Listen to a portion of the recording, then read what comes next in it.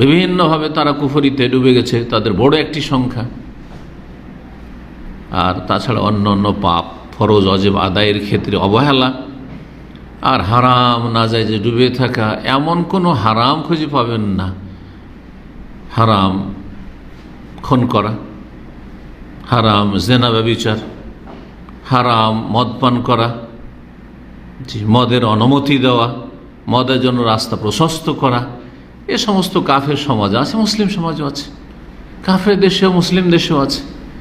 বেমা কাসাবাত আইদিন নাস, মানুষের কৃতকর্মের কারণে বালা মুসিবত মুসলিমদের ওপর নেমে এসেছে, অশান্তি আল্লাহর জমিনে বিরাজ করছে। কেন আল্লাহ রাব্বুল আলামিন এই বালা মুসিবত দিয়েছেন? মানুষের পাপের কারণে, মানুষের অপরাধের কারণে কথা বর্ণনা করলেন। উদ্দেশ্য কি? কারণ হয়ে গেল এখন উদ্দেশ্য কি আল্লাহ রাব্বুল আলামিন বালা মুসিবত দেওয়ার? বলছেন লিয়াযীকাহুম বা'দাল্লাযী আমিলু, তারা যে পাপগুলি করছে তার কিছু শাস্তি দেওয়ার উদ্দেশ্য আল্লাহ বর্ণনা করেছেন। তাহলে ছোট্ট একটি আয়াত চিন্তা করুন, কত অর্থপূর্ণ, কত ব্যাপক অর্থ বহন করে। পৃথিবীর অবস্থা আল্লাহ বর্ণনা করে দিলেন, আর তারপরে এই অবস্থা কেন, এই অশান্তি কেন, এই ফিতনা ফাসাদ কেন, এই আযাব বালা মুসিবত কেন, তাও বর্ণনা করলেন। উদ্দেশ্য কি আল্লাহ রাব্বুল আলামিনের? কারণ বালা মুসিবত সব কিছুই আল্লাহর হাতে, আল্লাহর বিনা ইচ্ছায় বিনা নির্দেশে হয় না, সৃষ্টিগত নির্দেশ আল্লাহ রাব্বুল আলামিনের। লিয়াযীকাহুম বা'দাল্লাযী আমিলু, যেসব পাপ করছে সবগুলির শাস্তি আল্লাহ দিতে চান না, কারণ এটা শাস্তির জগৎ নয়, এটা বদলার জগৎ নয়। ভালো মানুষকে প্রতিদান দেওয়ার জন্য দুনিয়া নয়, যে ভালো মানুষ যত ভালো করছে সব ফল দুনিয়াতে পেয়ে যাবে, কখনো না। কখনো কিছু অংশ পাবে, ভালো বরকত নেমে এসছে, খুব সুখে শান্তিতে আছে, মানসিক শারীরিক পারিবারিক ইত্যাদি ইত্যাদি, ভালো মানুষ। আবার কখনো বালা মুসিবত পরীক্ষা ভালো মানুষের জন্য, এবং আর্থিক সংকট ইত্যাদি ইত্যাদি। কেন? এই জন্য, এটা জানিয়ে দেওয়ার জন্য যে এই দুনিয়া ইহ জগৎ প্রতিদান জগৎ নয়, বদলার জগৎ নয়। বদলার জগৎ হচ্ছে যেটা ইয়াউমুদ্দিন, মালিক ইয়াউমিদ্দিন, একক মালিক আল্লাহ রাব্বুল আলামিন। যেদিন কোনো মালিক থাকবেন না, সেটা হচ্ছে ইয়াউমুল জাযা, প্রতিদান জগৎ। ইয়াউমুদ্দিন মানে ইয়াউমুল জাযা, এখানে দিন মানে এখানে ইসলাম ধর্ম নয়, দিন মানে প্রতিদান। এই জন্য বিচার দিবসের মালিক কি অনুবাদ করেন? যারা সূরা ফাতিহার অনুবাদ জানছেন আশা করি, বিচার দিবসের মালিক। আসলে দিন মানে বিচারও নয়, দিন মানে আসলে জাযা, প্রতিদান দিবসের মালিক, সূক্ষ্ম অর্থ। বদলার দিনের মালিক, সেই দিন পূর্ণ মাত্রায় বদলা দেওয়া হবে, যেই বদলাকে বিভিন্ন ভাষায় আল্লাহ রাব্বুল আলামিন তুলে ধরেছে। ফামান ইয়ামাল মিসকাল যাররাতিন খাইরান ইয়ারা ওয়া মান ইয়ামাল মিসকাল যাররাতিন শাররান ইয়ারা, যে সামান্য পরিমাণ, অনুপরিমাণ কোনো ভালো কাজ করেছে সেটারও ভালো বদলা পাবে। ইয়ারা দেখবে মানে বদলা পাবে। ওয়া মান ইয়ামাল মিসকাল যাররাতিন শাররান, আর যে মন্দ করেছে অনুপরিমাণ, সামান্য পরিমাণ, সেটাও দেখতে পাবে, তারও বদলা পাবে, চূড়ান্ত বদলা সেখানে। তাহলে দুনিয়ায় যে পাপীদেরকে শাস্তি দেওয়া হয়, পাপীদের উপর বালা মুসিবত নেমে আসে, মানুষের পাপের কারণে বালা মুসিবত নেমে আসে। আর আল্লাহ রাব্বুল আলামিন যখন বালা মুসিবত আযাব নাযিল করেন, তখন ওই ব্যক্তিগুলিতে সীমিত থাকে না যেই ব্যক্তিরা অপরাধী, তার কুপ্রভাব পড়ে আশেপাশে, যার ফলে আশেপাশে আমরা বসবাস করি, ভালো মানুষরা বসবাস করে। আল্লাহ যেন আমাদেরকে ভালো মানুষ হিসাবে কবুল করেন এবং ভালো মানুষ হয়ে জীবনযাপনের তৌফিক দান করেন। তো ভালো মানুষরাও নিরাপদ নয়, ভালো মানুষরাও নিরাপদ নয় এই আযাব থেকে, কারণ আল্লাহ রাব্বুল আযাব সবার জন্য আসে। জি, তো উদ্দেশ্য আল্লাহ বলে লিয়াযীকাহুম বা'দাল্লাযী আমিলু, যেসব পাপগুলি করছে তার কিছু অংশের শাস্তি দেওয়া, সবগুলি শাস্তি নয়, অল্প কিছুর শাস্তি।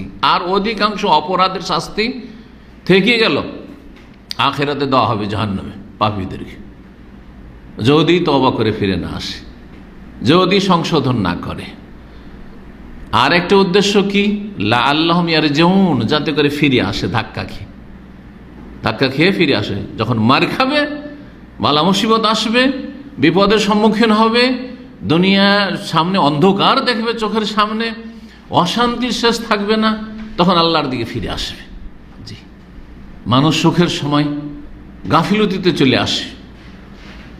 জি, তখন মানুষ হিংস্র হয়ে যায়, তখন মানুষ ভুলে যায়, রবকে ভুলে যায়, রবের দিনকে ভুলে যায়, ভালো কাজকে ভুলে যায়। অধিকাংশ মানুষ সচ্ছলতার কারণে পাপে লিপ্ত হয়ে যায়। সেই জন্য আল্লাহ রাব্বুল আলামিন সংশোধনের উদ্দেশ্যে মানুষকে বালা মুসিবতের সম্মুখীন করে থাকেন। লাআল্লাহুম ইয়ারজিউন। তাহলে এখানে কয়েকটি কথা জানতে পারলাম। কিছু শাস্তি দেওয়া হলো কিছু পাপের, আর এই শাস্তির মাধ্যমে যাদের সংশোধন হওয়ার সংশোধন হইল, যাদের মধ্যে কিছু কল্যাণ আছে অন্তরে মুসলিম সমাজের, তারা অবশ্যই ফিরে আসছে। এই যে করোনার মহামারীর বালা মুসিবত, এতে কিছু ভালো মানুষ অবশ্যই, যাদের অন্তরে ভালাই আছে, কল্যাণ আছে, তারা নিজে সংশোধন করেছে। এইরকম যে কোনো পারিবারিক ক্ষেত্রে হোক, ব্যক্তি জীবনের ক্ষেত্রে হোক, বালা মুসিবত, রোগ, বিপদ আপদ, ছেলে মারা গেছে, সোজা হয়ে গেছে, নিজে দুর্ঘটনার শিকার হয়েছে, সোজা হয়ে গেছে। জি, তো আল্লাহ রাব্বুল আলামিন এই উদ্দেশ্যগুলি এই ছোট্ট আয়াতে বর্ণনা করেছেন। আর একটি আয়াত সূরা শুরা আয়াত নম্বর 30, সেই আয়াতটি এখানে পেশ করি। আল্লাহ রাব্বুল ইরশাদ করেছেন, ওমা আসাবাকুম মিন মুসিবা ফাবিমা কাসাবাত আইদিকুম ওয়া ইয়াফু আন কাসীর। তোমাদের ওপর যে কোনো মুসিবত আসুক না কেন, এখানে মুসিবত শব্দটি এসেছে। আগের আয়াতে ছিল ফাসাদের কথা, অশান্তি, এখানে মুসিবতের কথা এসেছে। ওমা আসাবাকুম মুসিবা, যে কোনো মুসিবত, যেই ধরনের মুসিবত তোমাদের আসুক না কেন। মা আরবি গ্রামে বলা হয়েছে, এটা অত্যন্ত ব্যাপক অর্থপূর্ণ। যে কোনো রকমের মুসিবত, ব্যক্তি জীবনের মুসিবত হোক, আবার ব্যক্তি জীবনেও বিভিন্ন দিক আছে। সে শারীরিক মুসিবত, সুস্থ, অসুখ ছুটে না, মানসিক, শরীর সুস্থ আছে, শরীরে কোনো রোগ খুঁজে পাওয়া যায় না, কিন্তু মানসিক অশান্তিতে আছে, ব্যক্তি জীবনের মুসিবত। পারিবারিক অশান্তি, সুস্থ মাশাআল্লাহ, কিন্তু স্ত্রী ভালো না, সুস্থ কিন্তু স্বামী ভালো না, সুস্থ মানুষ, সব কিছু ঠিক আছে, ব্যক্তি জীবনের সব ঠিক আছে, কিন্তু তার ছেলেমেয়েরা ভালো না, কারো বাপ মা ভালো না। বিভিন্ন রকমের সামাজিক অশান্তি, সমাজে এমন সমাজে বাস, যে সমাজে কোনো মানুষের মতো মানুষ বাস করে না, অমানুষদের মাঝে বাস করতে হয়, অশান্তির শেষ নেই, জাহান্নাম মনে হয়, আযাব, এগুলো মুসিবত। আর্থিক অশান্তি, সুস্থ কিন্তু যেখানে যায় লস খায়, যেখানে যায় মার খায়, বিদেশ যাওয়ার চেষ্টা করলো মার খেলো, ব্যবসা করলো মার খেলো, টাকা পয়সা নিয়ে বেরোলো, চুরি হয়ে গেলো, ডাকাতি হয়ে গেলো, এই হয়ে গেলো, সেই হয়ে গেলো, আগুন লেগে গেল, বাড়িতে জ্বলে গেল, পুড়ে গেল, কত কি হইল। এই যে হচ্ছে সব মুসিবত। জি, রাষ্ট্রীয় মুসিবত, আন্তর্জাতিক মুসিবত, এই যে এক দেশের আরেক দেশের সাথে লড়াই, এগুলি মুসিবত। জি, তো সর্বস্তরের মুসিবত। ওমা আসাবাকুম মিন মুসিবাতিন, পৃথিবীতে যে কোনো মুসিবত আসছে, যে কোনো ধরনের হোক না কেন, পাপ ছড়িয়ে পড়া, ভালো মানুষের সংখ্যা কমে যাওয়া আর পাপীদের সংখ্যা বেড়ে যাওয়া, হালাল জীবন যাপন করা কঠিন হয়ে যাওয়া, সব মুসিবত।